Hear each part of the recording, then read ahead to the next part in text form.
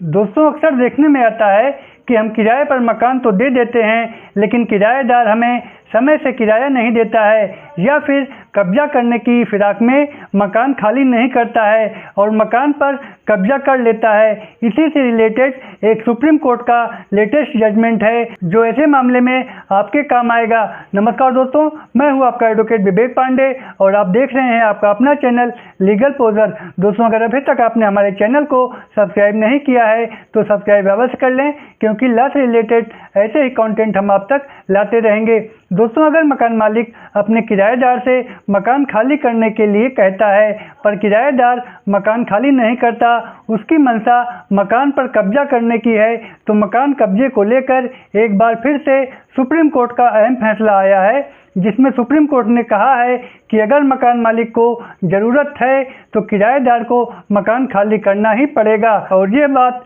सबसे पहले कही गई कि अगर मकान मालिक की ज़रूरत है, बाद में चाहे ये साबित भी हो जाए कि अब ज़रूरत ख़त्म हो गई है, क्योंकि कोर्ट का फैसला आते आते काफ़ी समय बीत जाता है, तो ये बात नहीं कही जा सकती कि अब ज़रूरत नहीं है, ज़रूरत ख़त्म हो गई है। ये केस पहले किराया नियंत्रण प्राधिकरण में जाता है, जहां पर प्राधिकरण ने किराएदार को मकान का कब्जा खाली करने के लिए कहा। केस का टाइटल है डी शशि कुमार बनाम सुंदर राजन। किराएदार फैसले से एग्रीव्ड होकर पहुंचता है हाई कोर्ट। हाई कोर्ट ने प्राधिकरण का आदेश निरस्त करते हुए कहा कि मकान मालिक की ज़रूरत केस चलने के अंतिम चरण तक बनी रहती है, ये नहीं कहा जा सकता। इस केस में मकान मालिक ने Tamil Nadu building lease and rent control के तहत किराएदार से किराए की जगह खाली करवाने की दरख्वास्त दी थी, जिसमें मकान मालिक ने ये कहा था कि उसे अपनी प्रॉपर्टी पर गारमेंट शॉप खोलनी है, तो उसे अपने मकान की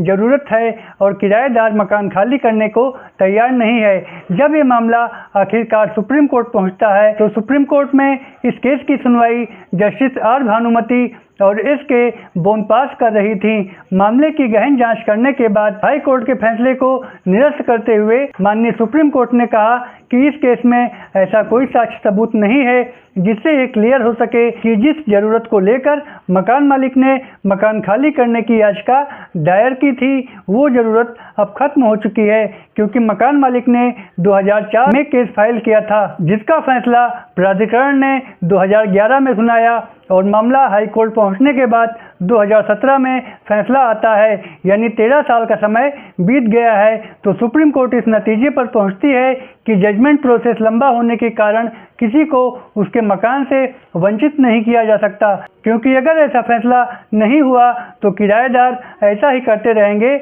और मकान मालिक की ज़रूरत पर भी मकान को कब्जा करने की नीयत से मकान खाली नहीं करेंगे और केस के दौरान काफ़ी टाइम तक मकान में रहेंगे और केस में लगने वाले समय के लिए मकान मालिक को जिम्मेदार नहीं ठहराया जा सकता और उसे उसके अधिकारों से वंचित नहीं किया जा सकता। और मकान मालिक के हक में फैसला सुनाते हुए हाई कोर्ट के फैसले को निरस्त कर दिया गया और माननीय सुप्रीम कोर्ट का ये फैसला आने वाले सभी फैसलों में काम आएगा। तो दोस्तों, आशा करता हूँ वीडियो आपको पसंद आई होगी। वीडियो पसंद आई हो तो एक लाइक करके चैनल को सब्सक्राइब कर दें। फिर मिलेंगे एक नए विषय के साथ, तब तक के लिए good bye and thanks for watching.